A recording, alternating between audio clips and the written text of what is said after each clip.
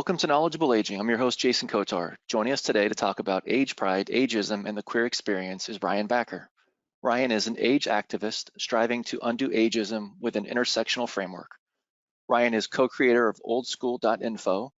They facilitated workshops on undoing ageism and queering age internationally. Ryan aims to eradicate ageism along with white supremacy, gender bias, ableism, body shaming, homophobia, classism, and all other forms of oppression. How are you doing today, Ryan? I'm great, Jason. Thanks so much for having me here. Yes, I'm doing well. Thank you so much. I'm looking forward to our conversation today, Ryan. But before we get started, for those that are joining us for the live webinar, if you have any questions, type your questions in to the chat. Time permitting, we will do everything in our power to get your questions answered. So Ryan, I'm going to turn it over to you. Age pride, ageism, and the queer experience. Awesome. Thanks so much, Jason.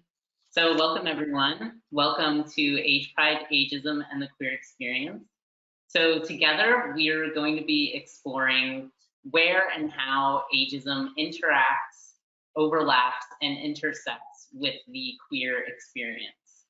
So we'll start by laying some groundwork so we have some common language and understanding to build on before looking at how age activism and also queer activism can intersect and amplify each other.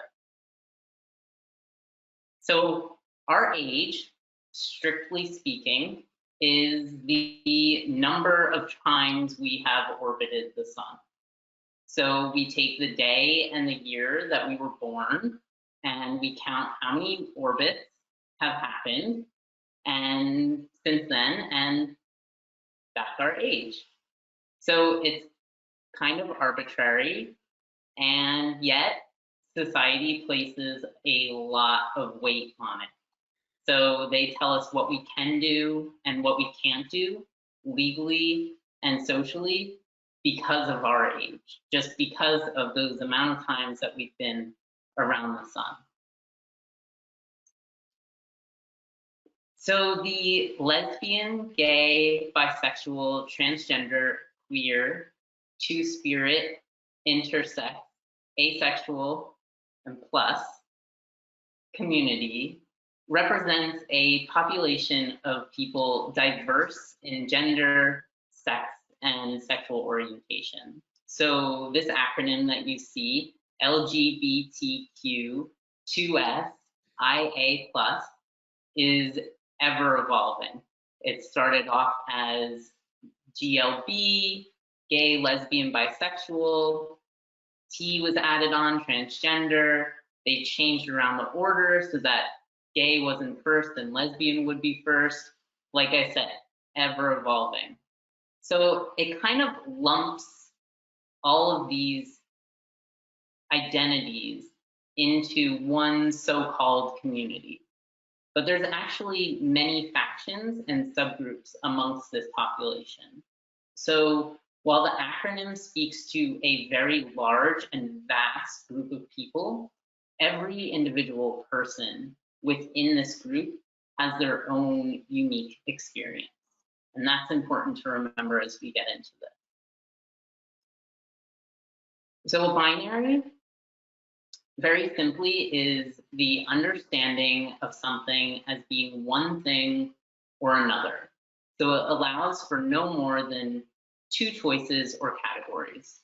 So for something like computer programming, this system makes sense. It is run off of this system. But for the rest of the world, it doesn't really actually help. So it doesn't really, they don't really exist in nature that often, if at all. And when a binary system is used for other things outside of computer programming, whether it's for simplicity's sake or another reason, it's actually false. So binaries are kind of like an illusion. So myself, I've had the lifelong experience of denying the gender binary, so the male-female gender binary, because I identify as non-binary. So understanding the gender binary, and what I've been doing is actively subverting it, has prepared me for challenging tons of other problematic binaries that we come up against every day. And as my experience as a non-binary person, it's only my experience, so I'm not saying that everyone needs to be non-binary. I know that men and women exist, and I'm totally happy about that. I'm just speaking about my experience as a non-binary person. So another one of these problematic binaries is the able-bodied and disabled binary. So this binary encourages the idea that there's only one normal way of being and anything else is abnormal. So this can also be translated into aging, right? When we talk about aging and ability, we say, oh, there's only one way to age normally and anything else is abnormal.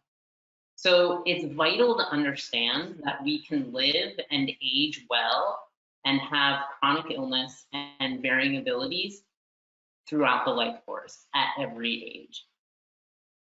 Then there's the young-old binary. And so we age from 0 when we're born to 100 and beyond.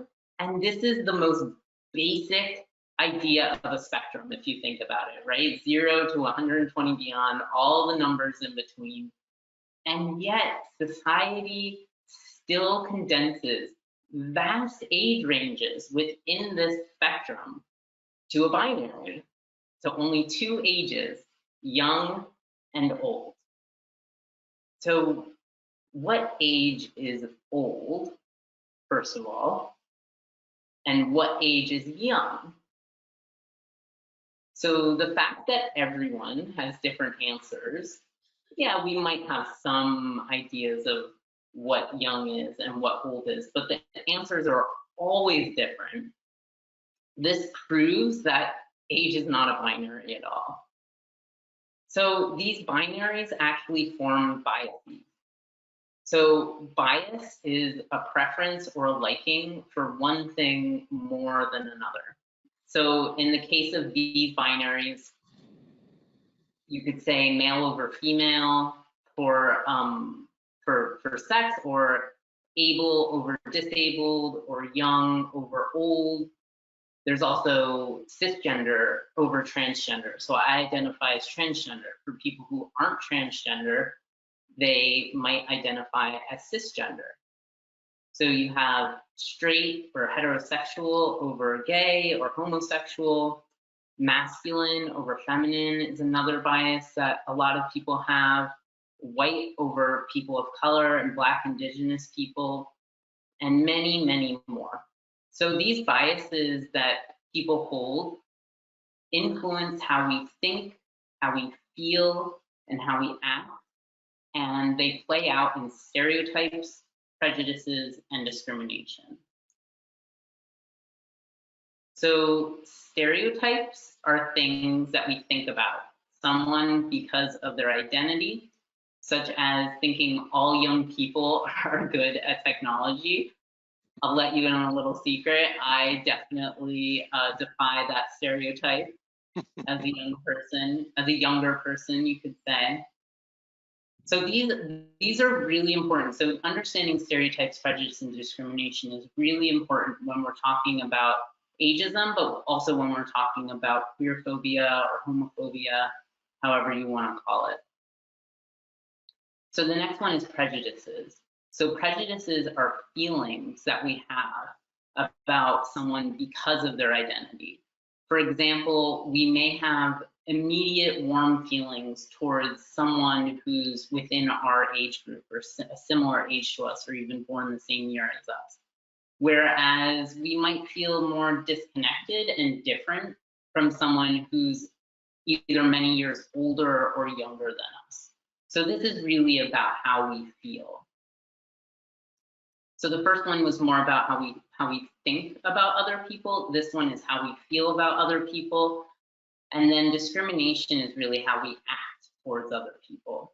So discrimination is unfair actions based on someone's identity. For example, setting a narrow age range on dating apps and discounting potential partners solely based on age. So Stereotypes, discrimination, and prejudice are based on implicit and explicit bias. So we talked about bias before. It can be conscious, meaning that we're aware of it, and then this would be called explicit bias. So these are preferences or beliefs that influence judgment, decision-making, and behavior. So for example, I have a conscious bias for chocolate chip cookie dough ice cream over strawberry. I know I like chocolate chip cookie dough ice cream more. On the other hand, implicit biases are beliefs that influence judgment, decision-making, and behavior in ways that are outside of our conscious awareness. So this, for example, I may buy a pair of shoes on the internet, but I'm going shoe shopping on the internet and I come across a pair of shoes that I didn't realize were previously advertised to me a week or two earlier. I don't remember the shoes being advertised to me a week or two earlier, but unconsciously, I buy those shoes because they had been exposed to me earlier. So when I see them online again, I have this familiar feeling and I'm biased towards them. So we hold biases about parts of people's identity too. So many of us have absorbed this from the world around us. So like my shoe purchase, we're unaware of why we may necessarily favor one person or group of people over another person or group of people. So this all kind of can be applied to ageism, like I said. So bias, prejudice, or discrimination about someone's age is called ageism. But it really boils down to that bias. So we all experience ageism at varying degrees throughout our lifespan. So you probably first experienced it as a child when you were told you weren't old enough to do something that you knew that you could actually do. So you may have even been ageist today if you wondered why someone my age would care about this topic. And you may have been on the receiving end later in life for being passed over for a promotion because you were assumed to be retiring soon or unable to do the job. So ageism waxes and wanes over time, and it shifts depending on the context. So the universal nature of ageism makes it uniquely positioned to build empathy for other experiences of bias and to connect the different isms intersectionally. So ageism being universal means the queer and other marginalized communities are not immune to it. Ageism intersects and compounds other forms of discrimination. It also often gets a pass, even from folks fighting other isms, such as the LGBTQ+ community, and in a bit we're going to explore this more. So ageism, homophobia, or you might want to call it heterosexism or even cissexism. So like I said before, I identify as trans. So someone who is not trans is cisgender. So the term cissexism refers to discrimination based on someone being trans. So they rarely exist by themselves. So we often see multiple isms, such as racism, sexism, ageism, and ableism affecting one single person. So this is what we call intersectionality. Aging is meant to be a universal experience, which in reality is denied to many due to marginalization.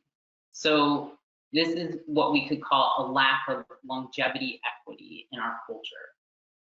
Getting to live into later life is actually a privilege. So aging could be seen as a privilege. For instance, some Black, Indigenous, and people of color in the US are expected to live 30 years less than their fellow white citizens.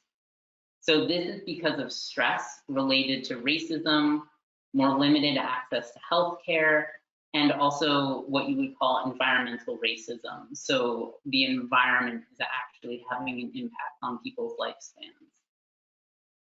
So the life expectancy gap between Black and white people grew by nearly a year alone, and this was definitely propelled by the pandemic. So the movement to expose ageism is not, the movement to expose ageism is about justice for all of those who are stereotyped, discriminated against, harassed, and abused because of their age or for any other reason. So now let's explore ways the queer community and its allies are uniquely positioned to help end ageism. So Pride is the title of this workshop. There was, I don't know if you noticed, but the entire last month was dedicated to Pride. So Pride for who we love and our gender overcomes homophobia, queerphobia, cissexism, like I was talking about. So just like those things can be overcome with Pride, age pride can actually overcome ageism. So oftentimes when people ask us how old we are, we respond with our age at that given moment. So this can actually be problematic because we live in an ageist society that has a lot of ideas around what different ages mean. So when we hear someone's age, we easily stereotype them based on it. So it's also problematic because every year our age changes. So sometimes I have a really hard time like remembering the age of my parents or my sister or any of my loved ones, my partner. And so, for example, I'm 33, right? So holding 33 as part of my identity doesn't really make sense. I've only been 33 for less than a month, actually. So I don't have that much direct experience related to my 33rd year. I actually don't have that much experience directly related to my 32nd year, and I just finished a whole year of being 32. So I'm actually no different than I was a month ago, not much different than I was a month ago when I was 32. So my identity hasn't really changed at all. However, a lot of my identity has to do with the fact that I was born in 1988. So that tells you that I was born at the height of the AIDS epidemic and the Cold War. I came of age immediately post 9/11, and I entered the workforce during a recession. So telling you I was born in 1988 reveals a lot about me. 33 is pretty ephemeral. It's going to change next year. And it really only gives people a chance to buy it. So I've decided to start answering the question, how old are you, by giving my birth year, happily and proudly. So if you want, you can start responding that way too, and tell people your birth year instead of your age. And it's also a really good way to remember how old your loved ones are, because it's much easier to remember 1 year for the rest of your life than a different age that will change every year. So one of the most effective ways to combat ageism is by interacting with people of all ages. So that means anything that's intergenerational, anything that's mixed ages that has a lot of younger people and a lot of older people and a lot of people in the middle, kind of like my age. It's so important to get all of those age groups involved. So queer people, we do this really well. So for one thing, we have a better understanding of what it means to be marginalized, right? We know what it means to sort of be on the margins, to have an identity that's marginalized. So in a way, we have a bit more empathy to either older or younger people who are also marginalized, or people in the middle like myself who may be marginalized for our age, but it's a bit more rare.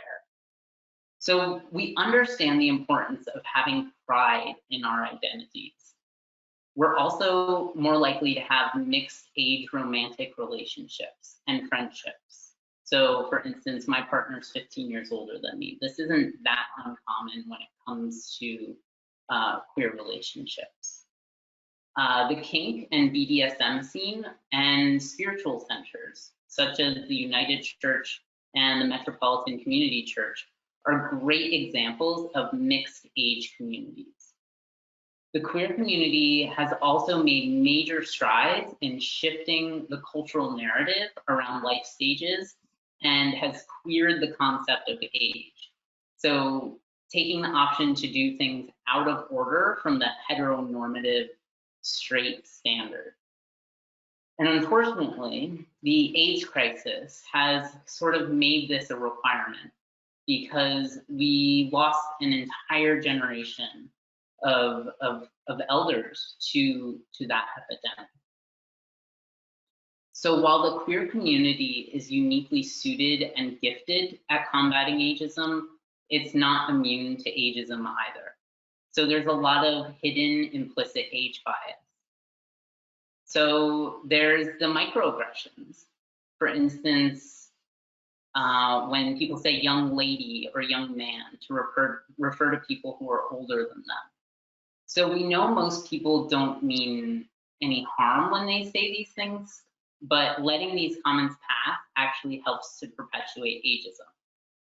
So we're going to do a little exercise. I know it's just me talking to you, but I'd love for you to maybe, next time you experience a microaggression, I'll go into a little bit of what it is. We can respond in different ways. So we want to respond without being smug or sassy.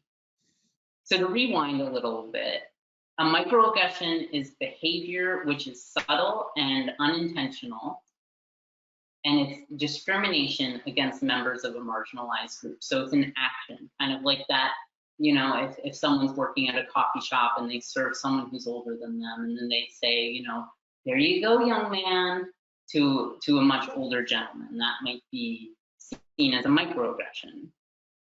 It's not intentional, but it might affect that older gentleman inside. So it's more about the impact of the statement rather than the intent of what the person was trying to portray by calling him a young man.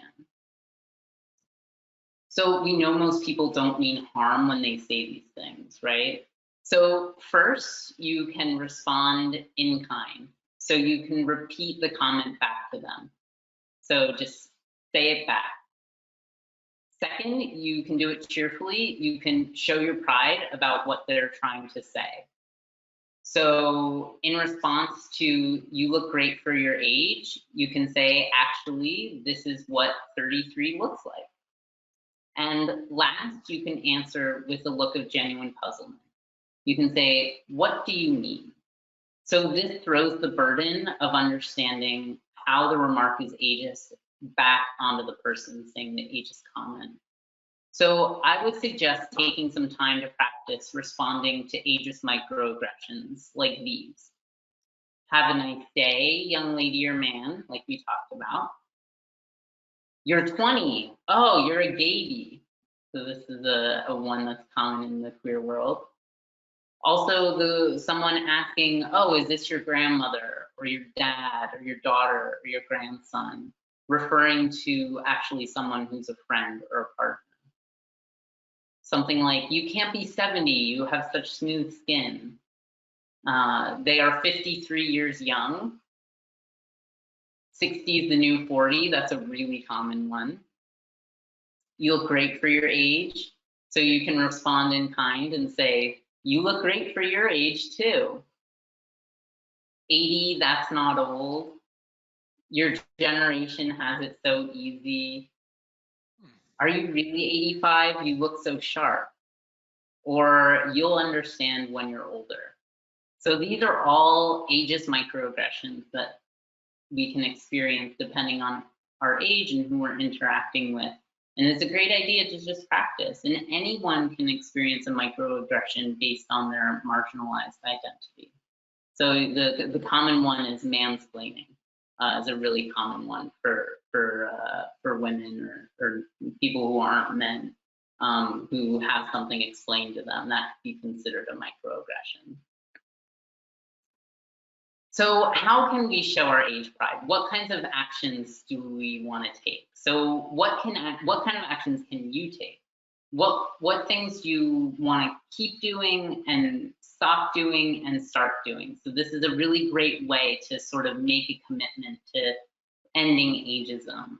So if you need inspiration, there's certainly a vast amount of information and resources available on our website, OldSchool.info. And so that's something that you could start doing, is signing up for our newsletter. And you can add a time frame to your commitment. So when will you start or stop doing it? And how you go about doing these things. Since we're more generally prone to do something when we're accountable to someone, for those willing, you could take a selfie with your commitment and post it on social media and tag us at Old School. So for learning more, you can go to OldSchool.info, which is the website that I help run. Is ageism different in the LGBTQ community? Well, that's a really great question. I mean, I think a lot of the times it is, but a lot of the times it isn't as well. So yes and no. I think a lot of the times the same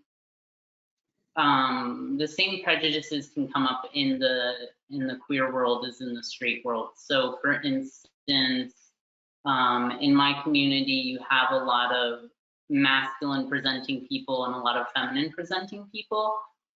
And there tends to be the same sort of allowance for masculine presenting people to go gray. So you have the concept of like the silver fox, and that's celebrated. Whereas on the other hand, with more feminine presenting people, there's this sort of default to want to present as young, to want to avoid the gray hair, to keep on, you know, looking a certain way in order to have that younger appearance. But I think, like I said in the presentation, like there are a lot of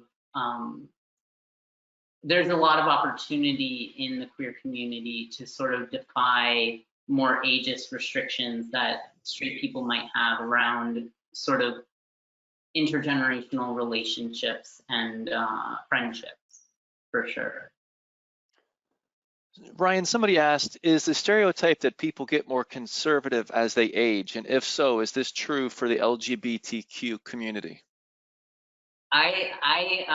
This stereotype is one of the, is definitely causing a lot of intergenerational conflict right now. And I do like to dispel this myth, because I think, you know, you have many progressive older people, and you also have many conservative younger people. So it is definitely a myth. And I think, you know, there's this focus when we talk about aging LGBTQ people about the concept of having to go back into the closet as people get older. There's a real focus on this, and that's important because, you know, they shouldn't have to go back into the closet. But I also think that there's a real lack of talking about queer people who come out in later life. You know, there's this narrative of just talking about people having to go back into the closet really ignores the fact that, you know, there are older people who are coming out. There's older people who are living like real, you know, progressive politics, and that stereotype of, you know, older people being conservative just doesn't hold up. Can you speak more about identity? Yeah, this is a really sticky topic, and my workshop did focus a lot on identity, and it's easy for people who don't necessarily have marginalized identities to consider themselves normal, right? And to just not really pay attention to the fact that they have an identity. So when we talk about, for instance, we talk about, you know, sexual orientation. People assume that this means LGBTQIA2S+, and they don't realize that actually being straight or heterosexual is actually a sexual orientation too. So this is also common amongst white people, where they think of race and they think of everyone else except for the fact that they actually too have a race, being white. So it's easy to overlook identity, but it's also really important because our identity shapes who we are, because we live in a society, you know, which favors certain identities over others a lot of the times. It's really important for all of us to have an awareness of our identity. Yeah, excellent stuff, Ryan. Thank you so much. How can people find you? So you can find me at Old School. I'm there a lot of the times. And I'm always there, you know, making it the awesome website that it is. And then I also put in my email. So ryanpatrickbacker@gmail.com. It's RyanPatrickBacker@gmail.com. And the website again is www.OldSchool.info, OLDSCHOOL.info. Excellent. Thank you, Ryan. As far as Knowledgeable Aging, you can go to our website, knowledgeableaging.com, and see all of our upcoming and archive webinars. Encourage you to go to YouTube, type in Knowledgeable Aging, and subscribe. We try to update that 4 to 5 times per week. If podcasts are your thing, you can find us on Apple, Tunes, Spotify, etc. Till next time, I'm your host, Jason Kotar, and this is Knowledgeable Aging.